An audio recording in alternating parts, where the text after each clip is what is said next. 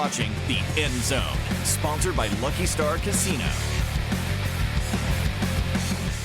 Happy college football weekend, along with my co-host TJ Eckert. I am Colby Daniels, and a very special guest this week. It is Oklahoma legend Ryan Broyles joining us as Oklahoma gets ready for their first SEC conference game. Ryan, how are you? I'm good, man. I'm better now. I get to come here with you guys and talk a little football. Man, that's what we get to do. Isn't that fun? Like we're getting to hang out here, talk about college football, talk about you playing college football. I relive the glory days a little bit, man. How's that? Yeah, well, it sounds good to me. You know, as I tell people all the time, it gets sweeter with time. You know, I got little boys, get to show some highlights here and there, and you know, it's crazy the things that I did on the field at that time. Yeah, no doubt. It's really crazy that your last year was 2011. It doesn't feel like that long has passed, but you still rank in the top 6 all time in college football history in receptions, yards, and touchdowns. Pretty incredible. It really is. You know, you just go out there and, you know, catch the ball when it comes to you, make the plays when they can, and, you know, you try to score when you can. And over time,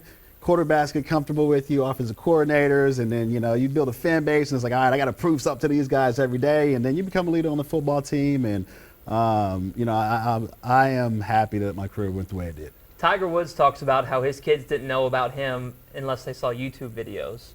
And that's when they found out, man, Dad was good. Yeah. What about your kids? We're in that same space now. You know, I want to watch some NFL highlights, and my youngest is 4. I want to watch Daddy highlights, and I'm like, we've seen those 1,000 times. But it's special, though. It really is. Awesome. Yeah. You got to keep them on loop for sure. Yeah. Oklahoma offensively could use some of your skill set going into SEC play against this Tennessee team. Ryan, I get the question all the time. How do you fix the offense? So you as a fan, I'll ask you, watching this Oklahoma offense early in the season, how do you fix the offense? Well, we need some big plays. And so I looked at the stat line, and I will say this. We're definitely a balanced offense. And, you know, we had the luxury of having a Lincoln Riley and some Kevin Willis, some masterminds at that offensive coordinator position. And so we kind of got a little spoiled. But, you know, the coaches, they've got to put the best guys on the field, get them prepared to play SEC football. And, you know, we've got to make plays and get guys healthy. There's no excuse not to win at this point and where we are 3-0. But we've got to make plays to keep showing up. Oklahoma State obviously has a big game coming up against Utah. We'll talk about that in the next block.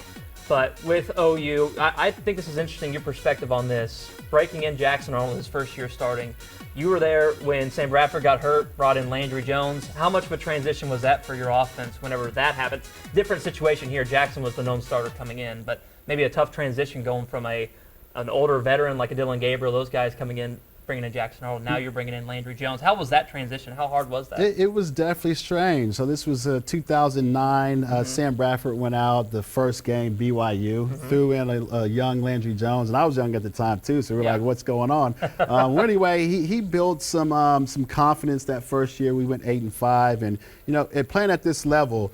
There are guys across the field that have been playing 3-4 years coming to tackle the quarterback or whatever it might be, cause some headache here and there. So it's not always going to be easy for a young quarterback. But obviously in this situation with Jackson Arnold, he knew he was going to be the starter. Right. He got many reps with the offense during training camp, spring camp. And so now he's got to show up and make the plays when they count.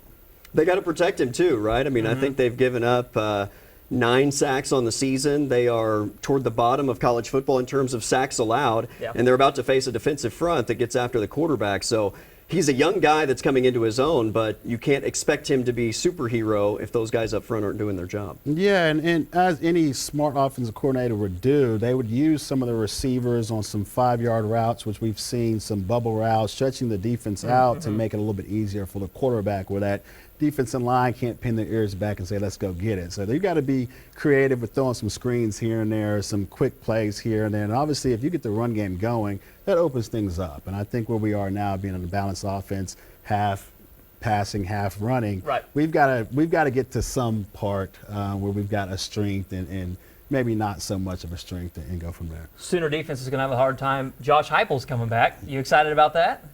I'm very excited. Yeah? Coach Hype, you know, he's done his thing. He was here many years ago. He went off to the East Coast, and now he's the head man at Tennessee. So he's got those guys playing well. They played well last year. They're putting up points left and right this year. I will say this, our defense looks better than ever. So I think we'll be in good shape, and obviously the offense has to to produce because I think there's going to be some points scored. I think the defense is going to have their opportunity to perform in this game. Josh Heupel does bring in the #1 scoring offense in the country, and while people, I think, look at Tennessee and think about the big plays in the passing game, it's really what they do on the ground that sets it all up. They're the 3rd leading rushing team in college football. The game is won on the ground. It really is, yeah. Is that hard for you to say as a wide receiver?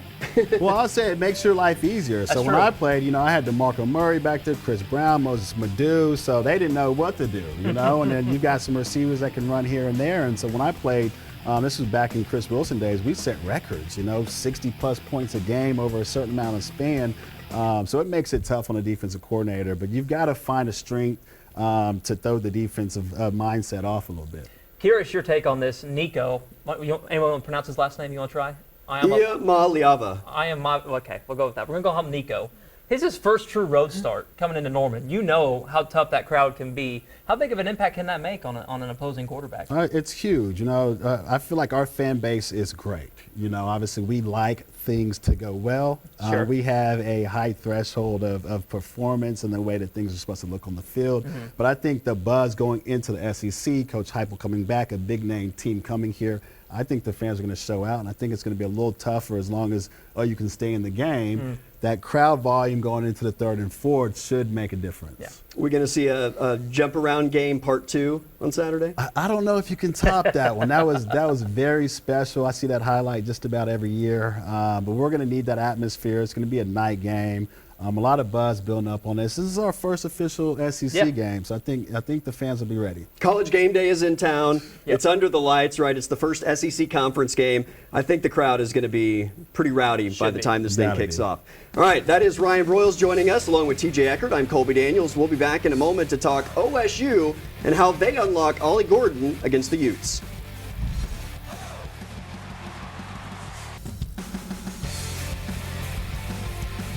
And we welcome you back into the end zone. TJ Eckert, Colby Daniels, Ryan Broyles, Sooner.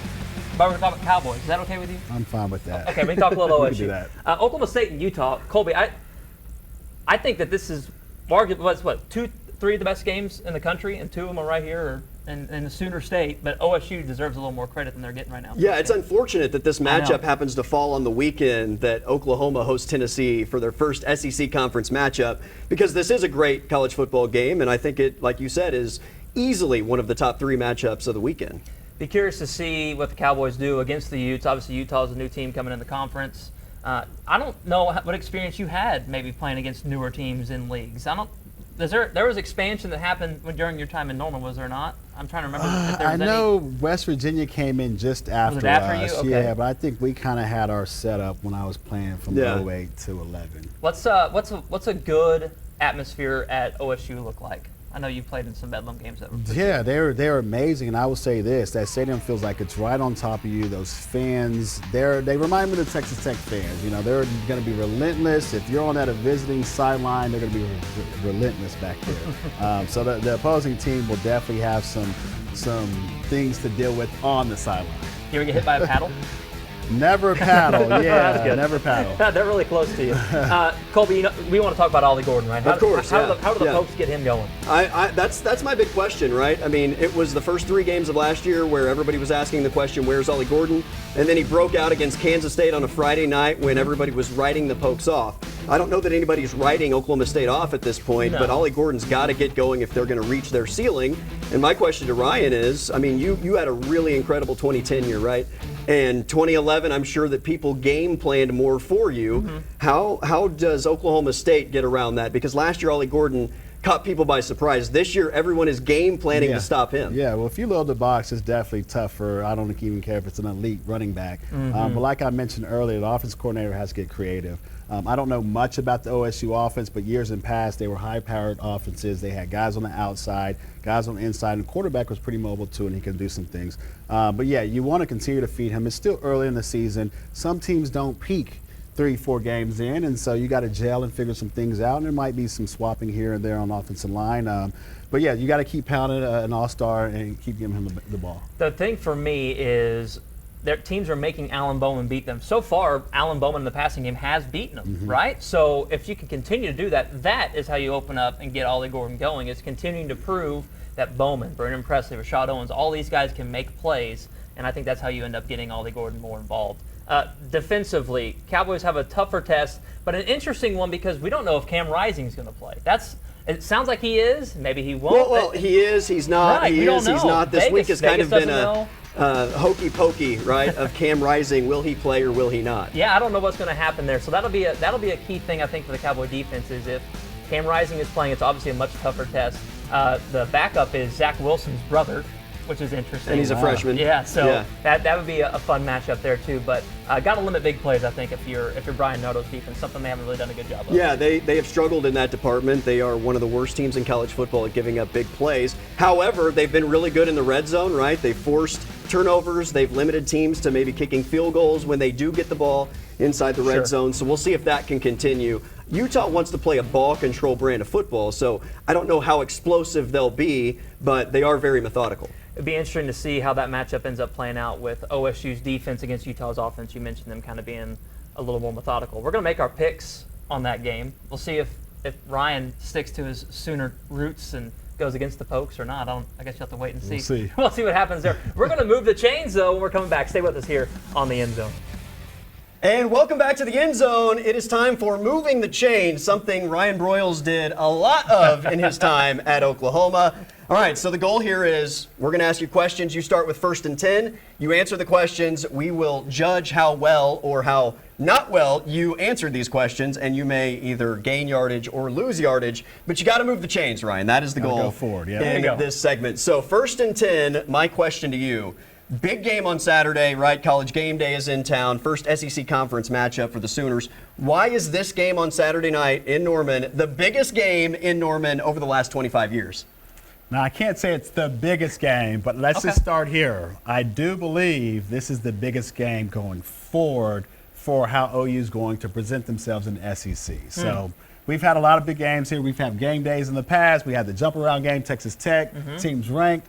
We had a lot of good football up to this point, but I do think this is going to be a good start for us. Okay, you mentioned moving forward. That's what we're going to do with this. So you got 5 yards there. Five, okay, I'll second and take 5. Whoa, It's a manageable what a second. generous It was a judge great over answer. there. It was Okay, good. I thought okay. it was a good Both sides answer. there. Yeah, I agree. Okay, 2nd and That's 5. better than the Sooners have done on first down it's recently. much better. So, Okay. yeah. So here's my question: is people are nervous about Brent Venables right now? It's like, man, it didn't have a great start year 1. Year 2 looked okay. Year 3, they're a little nervous about the offense.